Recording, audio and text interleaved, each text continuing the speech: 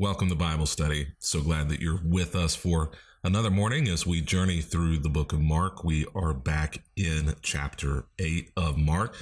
So glad that you've been along with us for the journey. Looking forward to finishing out strong as we make the race to the finish line, which is Easter Sunday morning. And what we will find there is Peter in the tomb of Jesus Christ. And it is throttling quickly towards us. Today's Bible study brought to you by ChristTable.today. Check it out if you've not checked it out yet. In fact, I have a busy day today working for Christ Table Today, putting together a little resource for those of you who are part of that ministry after Easter. And so you're going to want to make sure that you're on the mailing list because you're going to want to get that resource. It's going to be going in the mail here a couple of weeks. And so make sure that you do that. Kathleen, good to see you this morning. I actually have my coffee here as well. And why don't we just go ahead and jump right into it? If you're still interested in joining us for this journey, you can download the entire reading plan just by clicking the link that is attached to this post.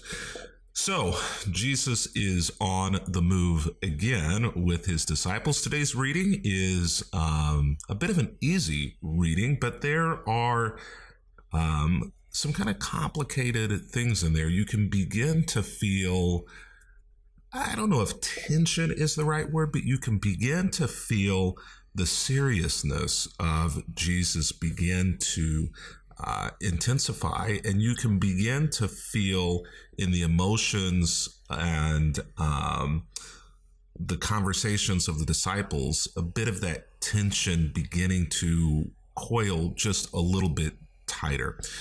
So Jesus is in Bethsaida, which is up in the north. While he was there, same story, different day, but this one actually is going to be a little bit different. Some people who were there brought a blind man to Jesus, and they begged him to touch the man and to heal him. So as we've seen now, Jesus' reputation precedes him. There's an understanding that Jesus is a healer. Jesus at this point has healed dead people, lame, handicapped people, has healed blind people as well.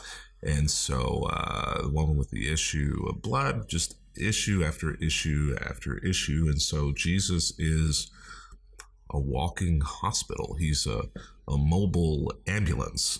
And people kind of treat him in that way as a literal great physician. But this story is going to be a little different. Jesus took the blind man by the hand, and he actually leads him out of the village. And so the first question is, why does Jesus do that? Well, we're going to see why Jesus leads him out of the village here in just a minute. So just kind of put a pin in that, and then we'll be right back to that in just a moment. Then, spitting on the man's eyes, he laid his hands on him, and he asks this question: "Can you see anything now?" The man looked around. "Yes," he said, "I see people, but I can't see them very clearly. They look like trees walking around." Reminds me of those Verizon commercials. Can you hear me now? Can you hear me now? Where there's some sort of static in the line, and it's cutting out. And this is kind of a similar question, but it's with sight.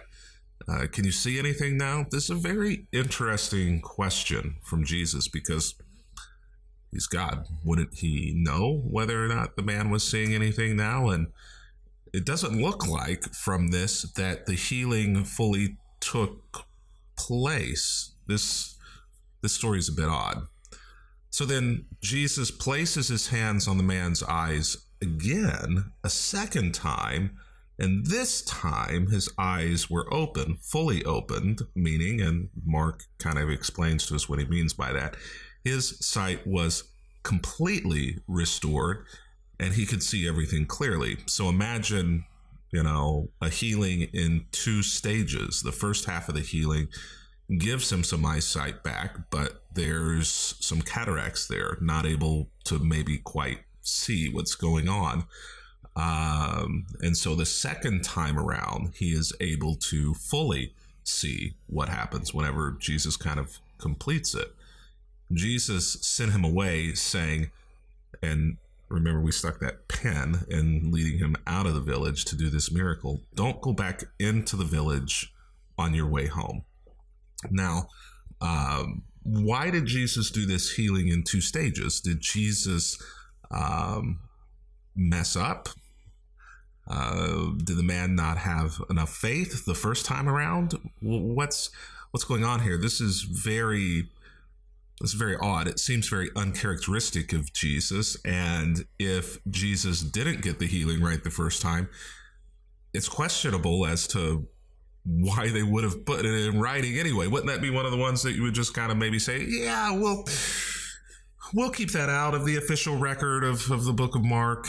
That might not be one that we want to put in there. Let's put something else in there where it went right the first time and everybody was happy.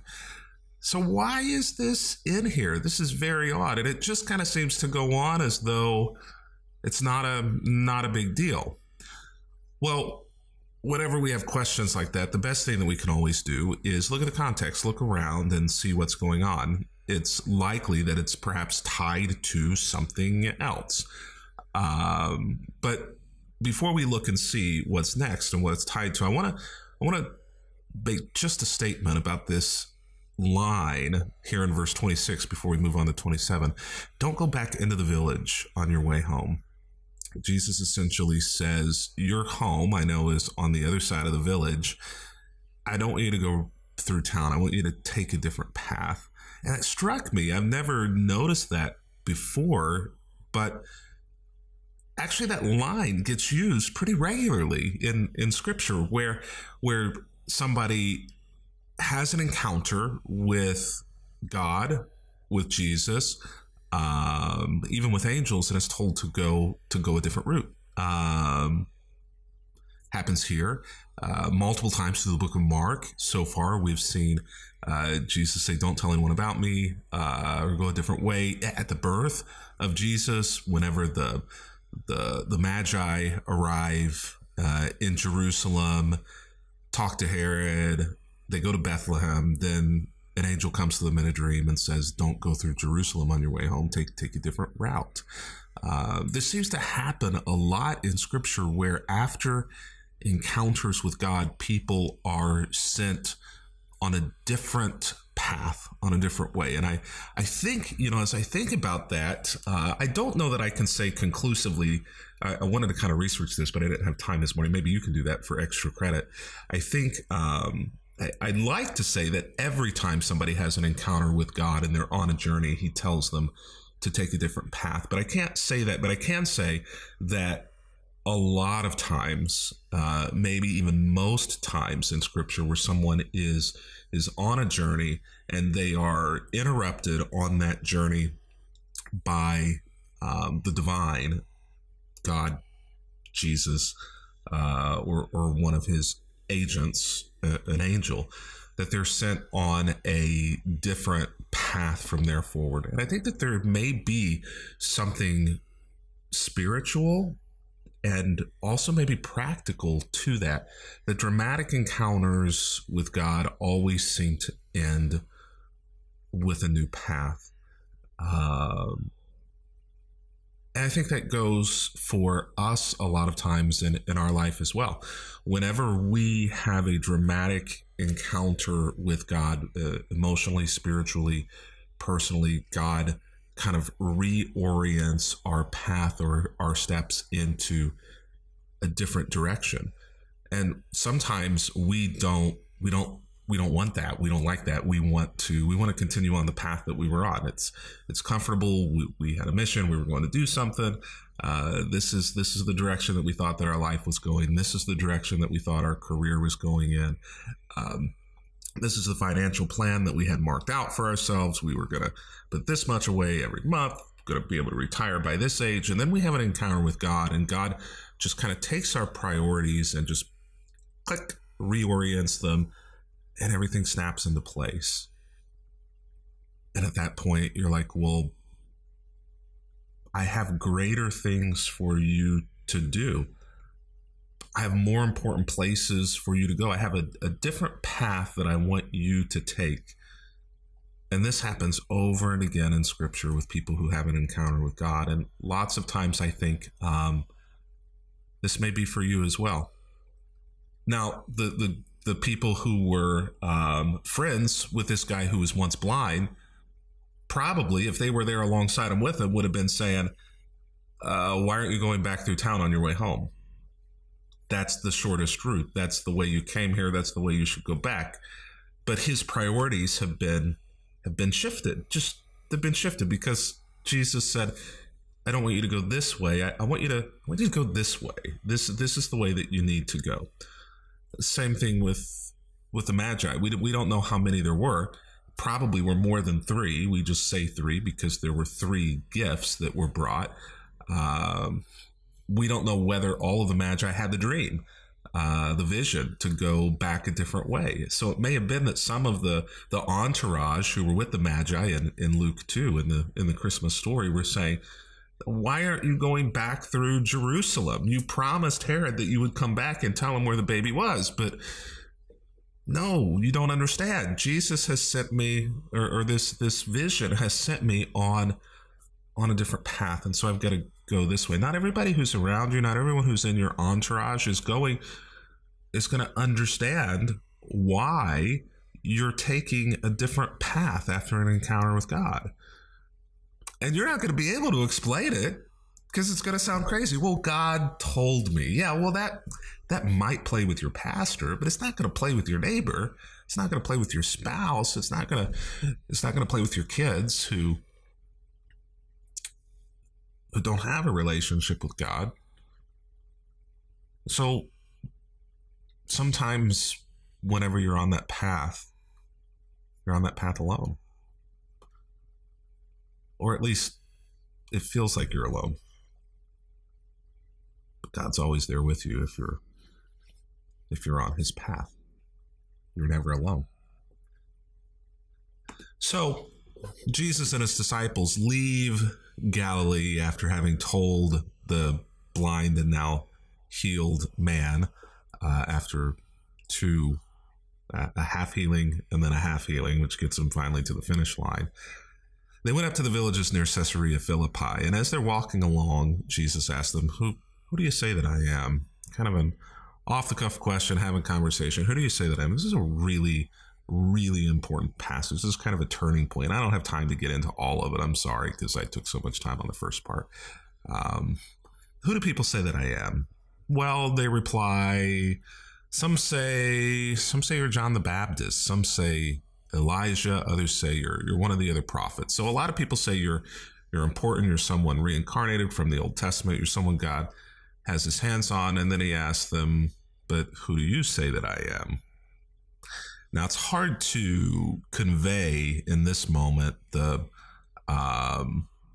power and the pressure behind that question, because they've been trying to figure out this whole time who Jesus is. They've seen all these things that are going on, but they don't assume he's God. They don't assume that he's God's son. They don't know where this magic ability comes from. They just know that something's going on here they can't explain, and they like being close to the superstar, to the rock star Jesus. But now he's essentially nailed them down. They have nowhere to go. No one else is around. They're just out on the open road alone. Who do you say that I am? And I almost like, Peter going, crap. I knew he was going to ask that question at some point. Really? So everybody's like looking around, not wanting to make eye contact with Jesus. Don't want to be called on because nobody really knows who the heck he is, and what's gonna happen if they get the answer wrong. Sometimes Jesus can be very frustrated if he thinks they should know something or understand something, and they don't. So who do you say that I am? Well, Peter, because this is Peter's style, just jumps right in. You're the Messiah, which is true. And there's probably no more powerful or important statement that's being made in Scripture. I can't. I just can't, in the amount of time we have, explain to you all that's wrapped up in that statement that Peter makes, and it's truthful. And if you want a lot of extra credit today, research what it would have meant for him to be the Messiah. There were a lot of hopes and dreams wrapped up in that, a lot of longing for that. It would be the Messiah in their mind who would come, who would ascend basically to the throne of David, who would become king over Israel in the old line of kings, and who would essentially set up Israel as the premier nation in the world, and they would rule the world. And the disciples, the 12, understood in their minds that they would be VPs, they would be vice presidents, executive directors of this entire kingdom. And so there's a whole lot of truth wrapped up in this, and maybe even probably a whole lot of selfishness wrapped up in this statement as well. Jesus tells them, though, not to tell anyone about it.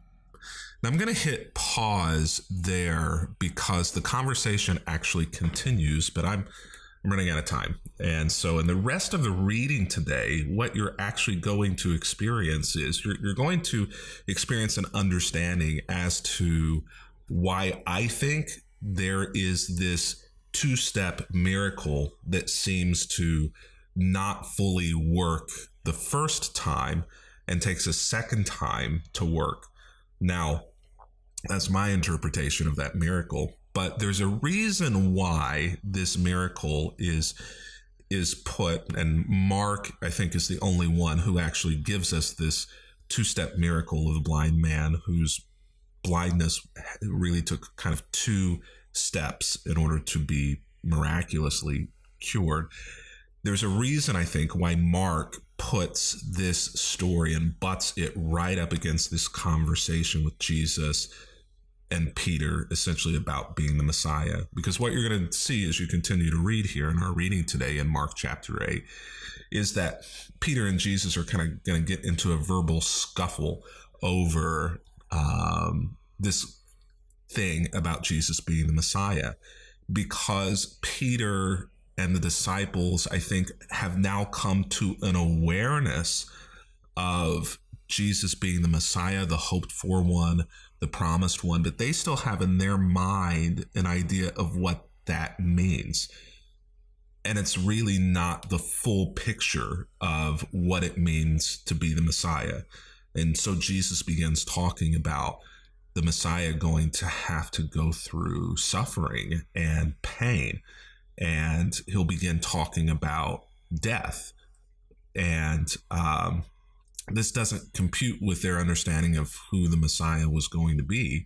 And so they have a hard time understanding what Jesus is saying. And Peter actually rebukes them because they don't understand the spiritual side of this Messiah thing. They were only seeing it through one lens, and it really wasn't a full lens or maybe a right lens at all.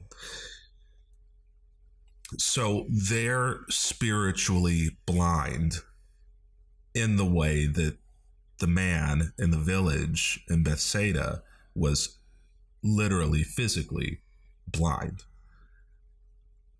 They have made one step towards being able to spiritually see. They can now see that he is the Messiah, the one promised of old, but they're still like the man in Bethsaida, only able to see like men look like trees walking around. Like they're not able to truly, with their soul and with their heart, fully clearly see who the Messiah is and who Jesus was. And so there's essentially parallel here where this man, it took multiple steps for him to be able to physically, practically see. And for Peter and the disciples, it's going to take multiple steps as well for them to be able to lose their spiritual blindness. And this is a huge turning point in the book of Mark. And it's a huge turning point in the story of Jesus. It's from here that they begin their journey towards Jerusalem. And we know what happens in Jerusalem is Passover, the betrayal, the trial, the crucifixion. From here, things are going to get intense. Things are going to get difficult. They've had an encounter with God, and their path too is going to diverge from all of the miracles and healings and all of the huge crowds and people being happy with them, and this joyous, joyful ministry that's on the rise. And it's going to now take a turn into something very different, much more serious, and that tension in the coil is going to start tightening as we walk now towards Jerusalem and walk now towards Easter. And the question mark is, will the disciples be able to lose their spiritual blindness? It depends on which path they take. It's been good to be with you this morning. Don't forget, got an email going out real soon. Got some really cool things coming before Easter that you need to be on the email list to be able to get it, so that you're able to be part of what we're doing after Easter. So make sure to head over to ChristTable.today and sign up for that email list and be a part of what God's doing. It's been great to be with you this morning. Looking forward to being back with you tomorrow morning again for another Bible study in the book of Mark. But until that time, happy reading.